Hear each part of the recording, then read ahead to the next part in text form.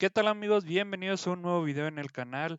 Pues tenemos un nuevo escándalo con el presidente de los Estados Unidos, con el presidente Donald Trump, pues ya que el FBI arrestó a un juez federal por decir que, entre comillas, hizo una obstrucción al arresto de una posible deportación de un migrante ilegal.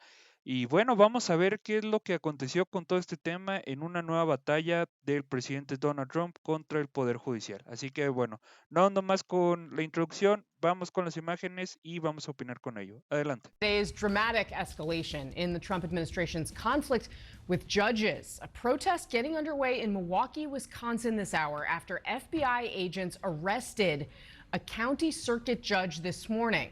The Justice Department accusing Judge Hannah Dugan of helping an undocumented immigrant avoid arrest after he appeared in her courtroom last week. This appears to be the first time the Trump administration has charged a sitting local official with obstructing immigration enforcement, at least that we know of. That's her picture up on the screen. Hannah Dugan, who is now in custody. You cannot obstruct a criminal case, and really, shame on her. That, of course, the Attorney General, Pam Bondi, on Fox News touting the judge's arrest after the FBI director, Kash Patel, first broke the news in a post on the platform formerly known as Twitter. It was later deleted. Patel wrote this, quote, "We believe Judge Dugan intentionally misdirected federal agents away from the subject to be arrested in her courthouse, Eduardo Flores Ruiz, allowing the subject, an illegal alien, to evade arrest." Let's get straight to CNN's Whitney Wild. She is live outside the federal courthouse in Milwaukee. Whitney, what more are you learning about this arrest?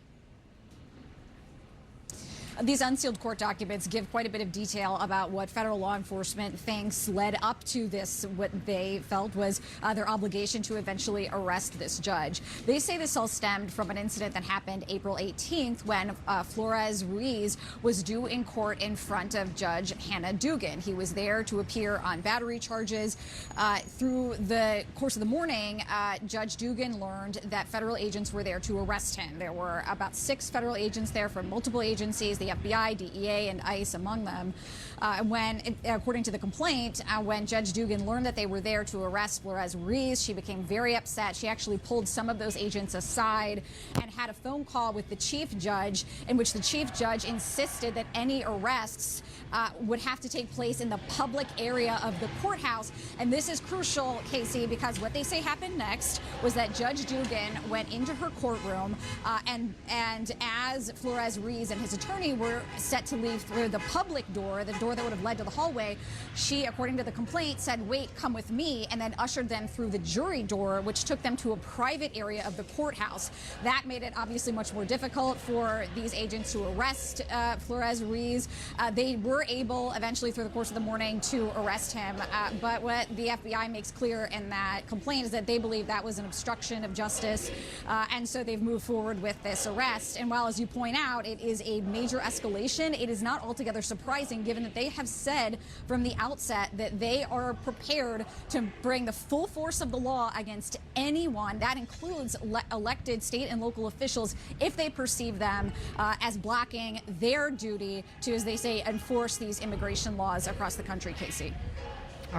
Bien, pues vamos a hacer aquí una intervención. Estamos en presencia de lo que es un nuevo capítulo en lo que es un estire y afloje totalmente de lo que es por parte del presidente de los Estados Unidos contra el poder judicial de aquel país, ya que estamos siendo testigos cómo el presidente Donald Trump quiere hacer lo que, pues, valga la expresión, lo que él quiera, pero no lo están dejando, y obviamente ese tipo de cosas lo están incomodando, lo están molestando en cualquier aspecto de sus decisiones, y la verdad es de que esto es muy lamentable porque estamos viendo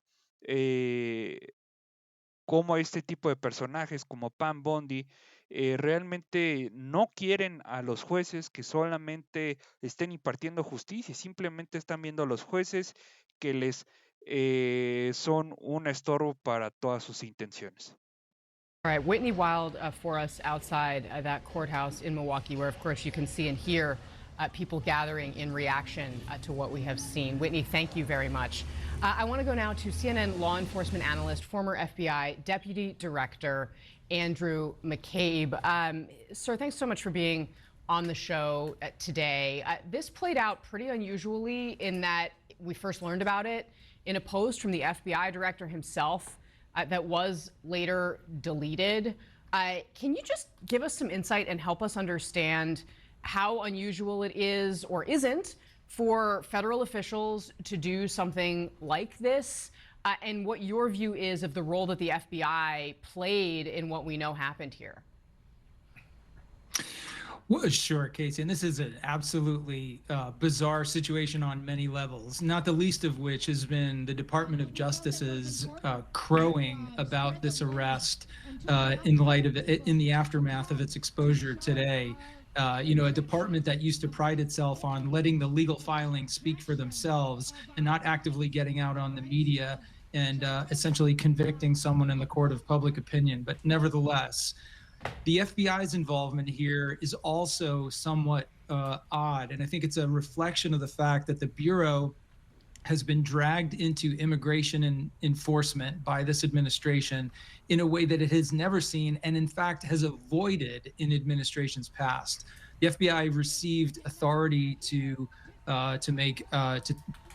conduct immigration enforcement not long after September 11th. But there was a deliberate decision by FBI leadership not to authorize agents to actually use that authority, and instead officially deferred all immigration matters to DHS. FBI agents aren't trained on immigration law. They aren't used to executing arrests without federal court warrants, things like that. So it's something that is beyond their purview. Today, you see them doing it routinely and ending up in situations like this. And I should also add that by spending their time enforcing immigration laws, there's a lot of other things, FBI things, that agents are not doing because they've been drawn away from those priorities. Bien, acabamos de ver cómo el panelista ahí, Andrew McCabe, acaba de decir un tema muy importante sobre los agentes del FBI. Ellos no están facultados para hacer ese tipo de acciones. La verdad es de que es muy delicado el tema de lo que estamos viendo. Estamos viendo también cómo estallaron las protestas. La verdad, la gente está muy molesta porque se sienten amenazadas de que si eso le pueden hacer a una juez, sinceramente, con un ciudadano de a pie, un ciudadano común y corriente, pueden hacer con esa persona, pues lo que ellos quieran, ¿no? Andy, will you stand by for me? I want to come back to you kind of throughout this broader panel conversation because, of course, this all means that the political battleground state of Wisconsin is now the backdrop for this highly unusual and aggressive legal action against this judge from the Trump administration. Of course, the Trump administration led by a president who has been free to express his feelings, hostility towards the judiciary. Radical left judges, radical left lunatic judges. He's a nasty judge. Extreme far left judges. All right, joining our panel. Tal cual estamos viendo, son discursos de odio lo que está promoviendo el presidente de los Estados Unidos, Donald Trump. Él describe a la izquierda como una izquierda violenta, describe a los jueces como unos jueces desagradables.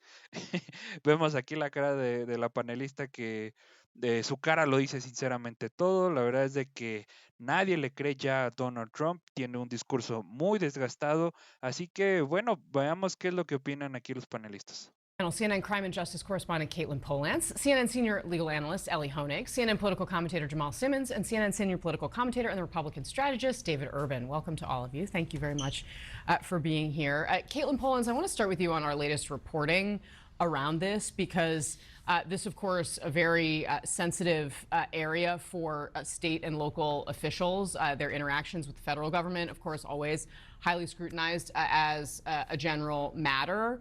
Clearly, this judge is in a difficult position now.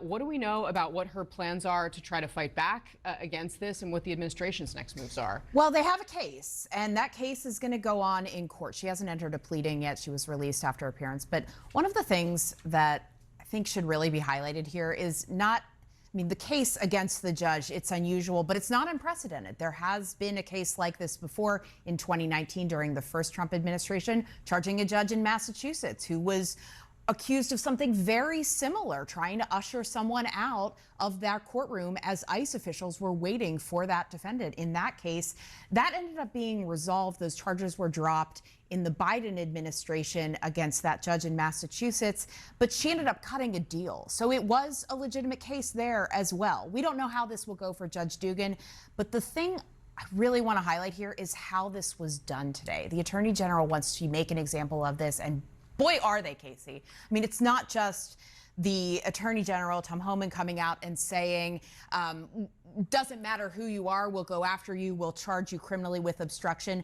They apprehended this judge on courthouse grounds at 8:30 this morning and then held her in a holding facility at the federal courthouse until her initial appearance, which happened mid-morning in Milwaukee on these federal charges.